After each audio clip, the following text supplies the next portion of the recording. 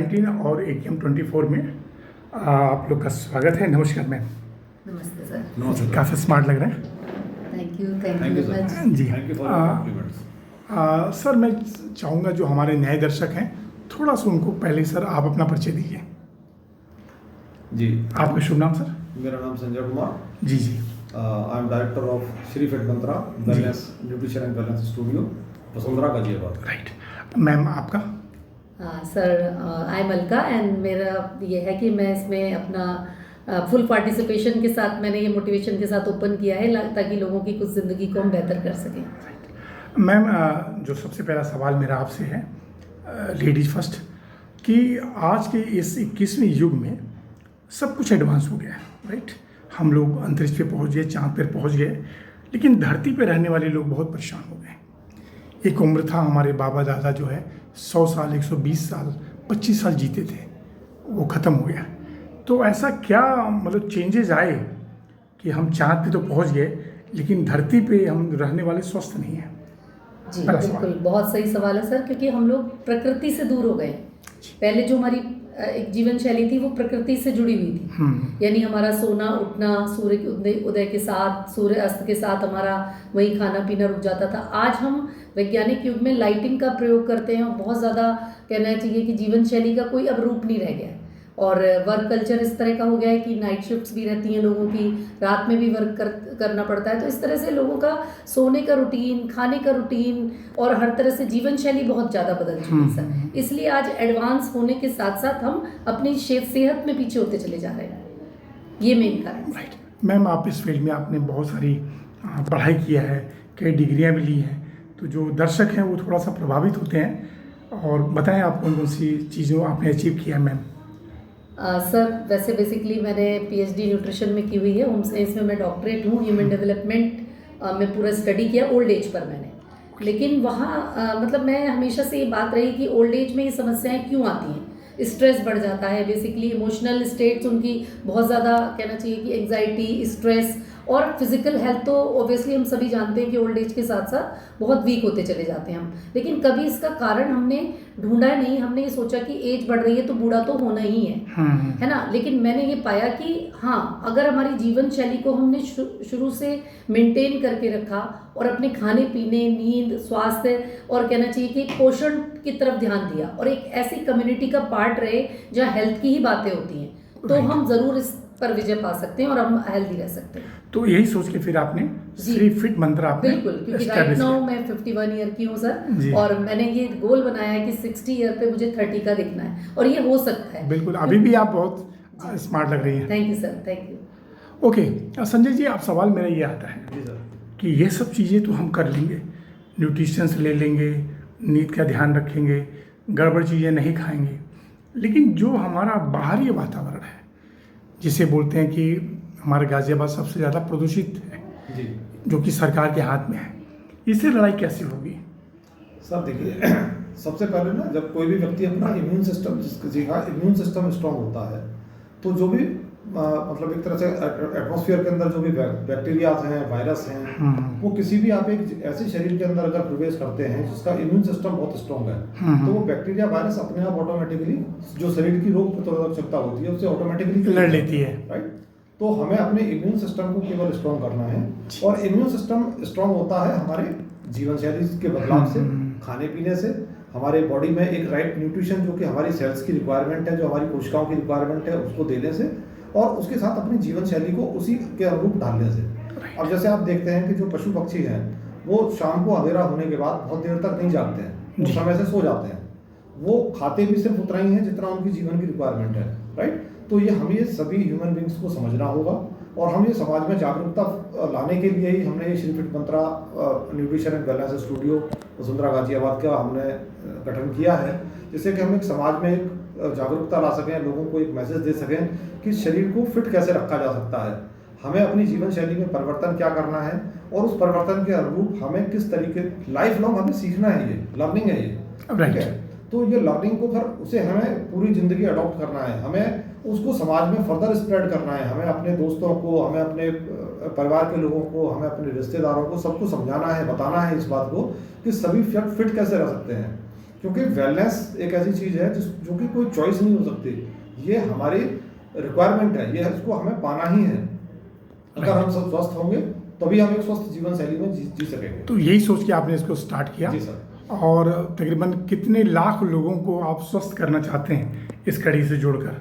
Sir हमारा जो mission है वो तो संपूर्ण भारत को स्वस्थ करने का है, ठीक है, लेकिन किसी भी चीज़ को अप्रोच करने की एक लिमिट होती है। तो मे भी हो सकता है कि हम 140 देशवासियों तक, 140 करोड़ देशवासियों तक ना पहुंच पाएँ, बट हाँ, लेकिन हमारा टारगेट रहेगा कि हम लाखों से भी अधिक लोगों तक अपना मैसेज स्प्रेड कर पाएँ, और जितने लोगों को हम स्वस्थ कर पाएंगे, जितने लोगों को हम एक स्वस्थ जीवन शैली की राह दिखा पाएंगे, और जो हमारे साथ जो लोग चलेंगे और हम उनसे भी ये उम्मीद करेंगे कि वो इस मैसेज को इतने ज़्यादा स्प्रेड करें कि लोग एक स्वस्थ जीवन शैली के जीवन को जिएं, क्योंकि इससे बड़ा पुण्य का काम नहीं हो सकता। राइट, बिल्कुल सही कहा आपने, काफ़ी बड़ा उद्देश्य है। मैम आपसे सवाल है, श्री फिट मंत्रा आपने नाम रखा, तो उस मंत्रा में एक 4-5 बताएं कि क्या मंत्रा हो सकता है जी।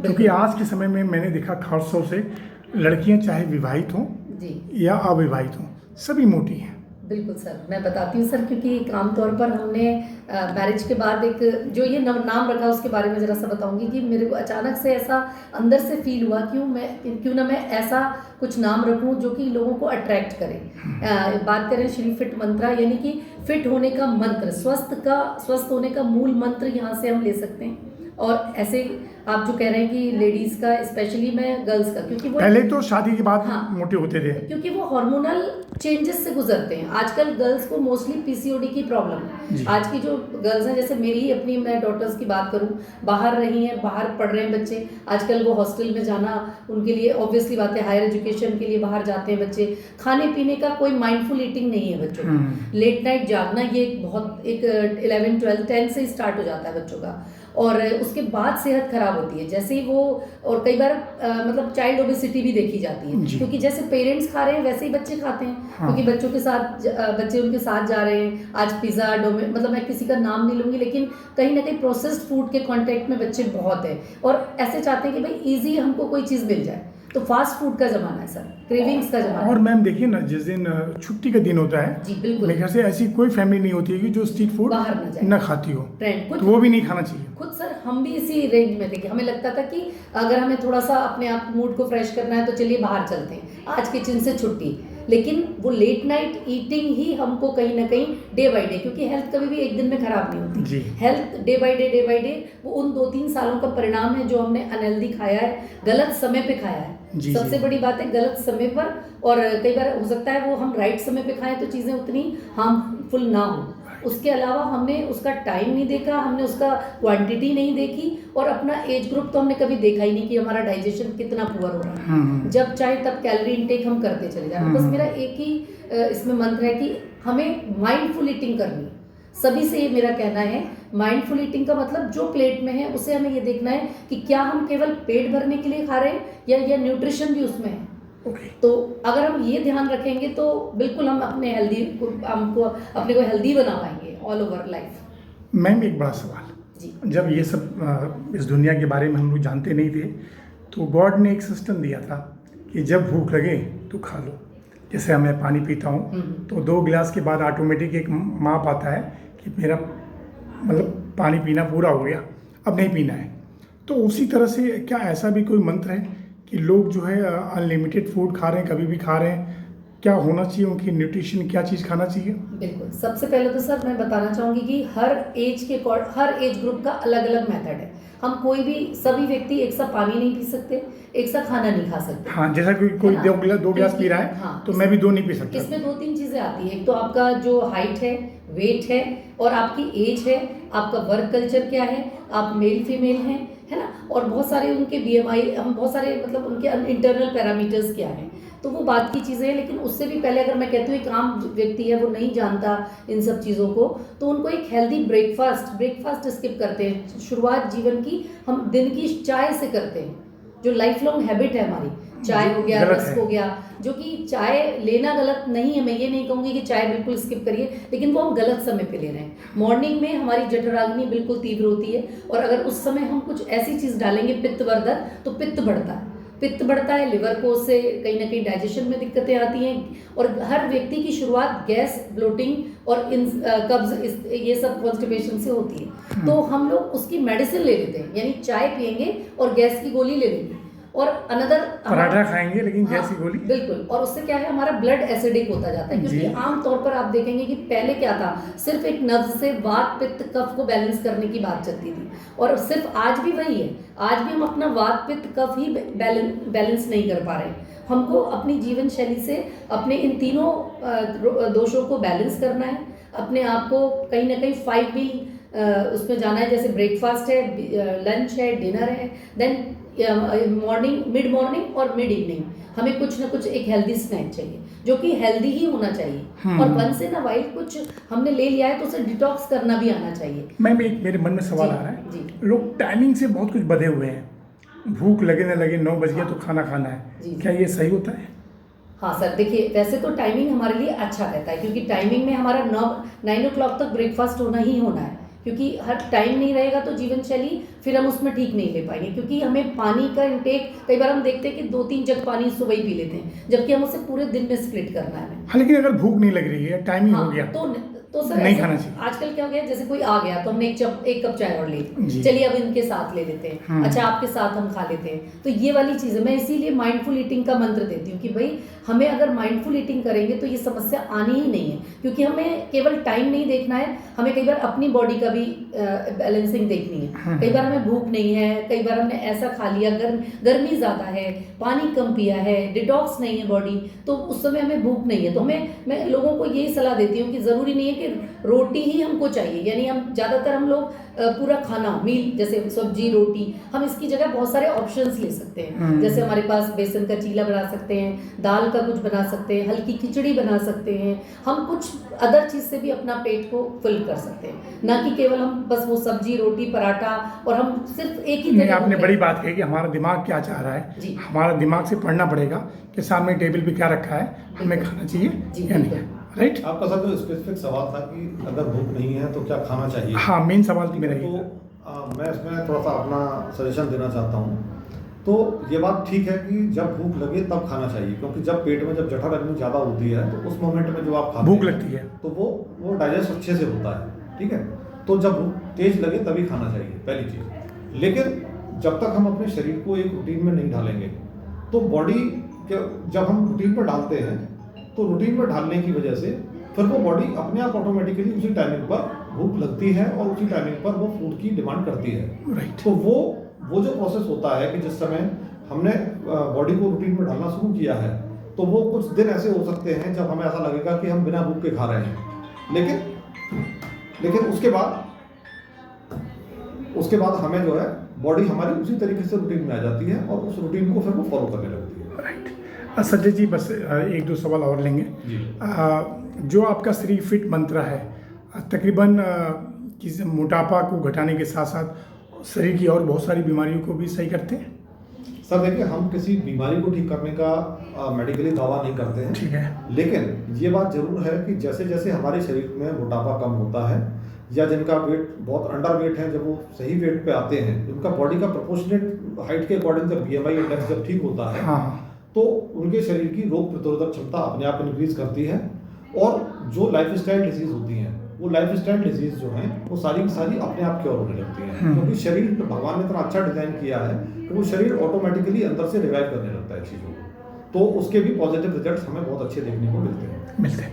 अच्छा सर, कोई भी व्यक्ति अगर आपके इस स्टूडियो में आता है तो उसको एक सही दिशा में बनने रहने के लिए कितना समय चाहिए? सर देखिए, हम यहाँ जो शुरुआत करते हैं, हम सबसे पहले उसको 3 दिन का एक ट्रायल पैक देते हैं, जिससे कि उनको सबसे पहले ट्रायल पैक लेके उनकी बॉडी किस तरह से रेस्पॉन्स कर रही है, ठीक है, वो पहले हम उनको एक उस 3 दिन के ट्रायल पैक में पहले वॉच करते हैं कि उनका जो एक राइट न्यूट्रिशन इंटेक कितना होना चाहिए, उनकी क्वांटिटी कितनी होनी चाहिए, राइट। उसके बाद में फिर वो चाहे तो पूरे महीने का डिसीजन ले सकते हैं, नहीं तो अदरवाइज वो 7 डेज में फर्दर ट्रायल में जा सकते हैं, राइट। और एक परिवर्तन के लिए, अब जैसे मान लीजिए हमारे बॉडी के अंदर कोई भी एक मोटापा ज़्यादा है, हमें उसे कम करना है, हमारा विजरल फैट ज़्यादा है, उसे कम करना है, तो कोई भी एक ट्रांसफॉर्मेशन के लिए बॉडी का जो ट्रांसफॉर्मेशन रिक्वायर्ड होता है वो लगभग 90 डेज का टाइम लेता है। 90 90 डेज में वो एक अच्छी तरह से जी। अपना बॉडी शेप पा सकते हैं। जी सर। बिल्कुल लास्ट सवाल मैम आपसे। जी सर। समाज में एक अच्छा मैसेज है, जितनी तेज़ी से अस्पताल खुलने जा रहे हैं, अगर आप लोग का प्रयास रहेगा तो उतनी ही तेज़ी से स्वस्थ लोग होना शुरू हो जाएंगे। इस बारे में कोई संदेश देंगे? बिल्कुल सर। हॉस्पिटल हर जगह खुल रहा है। बिल्कुल सर, दवाइयाँ गलत नहीं है, हॉस्पिटल गलत नहीं है, क्योंकि वो भी अपनी जगह राइट हैं। और बेसिकली लोगों को जीवन शैली में उन्होंने अब अपनी जीवन शैली के बारे में जानना ही बंद कर दिया। डॉक्टर्स के पास टाइम नहीं है, बहुत लंबी भीड़ होती है, वो उतना उनको पर्सनलाइज गाइड नहीं कर सकते। और वो मतलब समझिए लंबे समय तक वो कहीं ना कहीं ऐसा चाह रहे हैं कि भाई ये व्यक्ति स्वस्थ हो, लेकिन वो लोग उन्हें भाई कितना समझा सकते हैं घर में आकर। तो हमारा ये रहता है सर, उनसे कनेक्टेड ही हैं हम लोग कहीं ना कहीं, कि भाई जो व्यक्ति आम कुछ अपना डॉक्टर का ट्रीटमेंट करा रहे हैं या उनका चल रहा है, तो उसमें हम एडिशनली उनको थोड़ा सा चीज़ें गाइडेंस दें, मार्गदर्शन दें, जीवन शैली में बदलाव लाएं, ताकि हमारा जो आज मोदी जी भी कितना वेलनेस की बात करते हैं, आज हमारा सरकार का भी बहुत ज़्यादा कहते हैं कि पहले जितना पार्ट वो हेल्थ में खर्च करते थे, आज उससे कई गुना उन्हें खर्च करना पड़ रहा है। तो अगर हमारे एक एक व्यक्ति अपनी जिम्मेदारी खुद लेंगे तो एक देश को एक अच्छा आगे आने वाले समय में देश को एक जो एक्स्ट्रा उन्हें बर्डन हो रहा है वो कम होगा सर, वो कम, और स्वस्थ लोग स्वस्थ देश का निर्माण करेंगे। जी जो भी सर। सब दवाइयाँ हैं that is all respected sciences, ठीक है, चाहे वो कोई सी भी पैथी हो, वो सभी रेस्पेक्टेड साइंस हैं, ठीक है। हम मतलब सभी देशवासी, सभी समाज के लोग, सभी उन साइंस को हम जो मतलब उनको हम एग्री करते हैं कि यस वो ज़रूरी हैं, लेकिन वो दवाओं की हमें ज़रूरत तब पड़ती है जब हम बीमार होते हैं, राइट। तो अगर हम इलनेस की तरफ ना जाके हम वेलनेस की तरफ जाएं, राइट, तो वो वेलनेस अगर हमारी जीवन शैली का पार्ट हो तो हमें शायद उन दवाओं की ट्रीटमेंट की आवश्यकता नहीं पड़ेगी। यस, तो यही मैं हमें चाहता अपनी था। और एक लास्ट हमें मैसेज अपनी है, रोग प्रतिरोधक क्षमता को बढ़ाना है, हमें अपने जीवन शैली को स्वस्थ रखना है, हमें अपने बॉडी को ट्रांसफॉर्म करना है, जिससे कि हम एक स्वस्थ जीवन जी सकें, और स्वस्थ जीवन ही स्वस्थ राष्ट्र का निर्माण कर सकता है। बहुत अच्छा सर।